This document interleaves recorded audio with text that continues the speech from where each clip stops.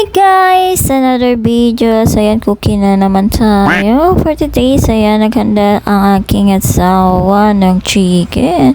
Pag ito ay super sarap at matitikman nyo. Takam na naman. Ayan guys, meron tayong vegetable, kalabasa, sitaw, and yan, hinanda niya na lahat. May kamatis, gigisa natin sa kamatis. Ayan, may sitaw ba? Hindi pala. At may sibuyas, patani, kundo, patala. Ayan, yung hiniwan nyo na chicken, nilagyan nyo na, gisahin nyo na para mawala yung lansa. Tapos, lagay natin yung ating gulay. Gulay ay maganda sa katawan. Lagyan natin ng water.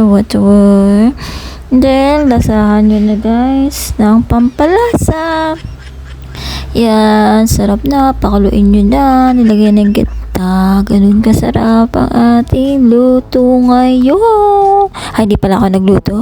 Siya pala nagluto. Credit to my husband.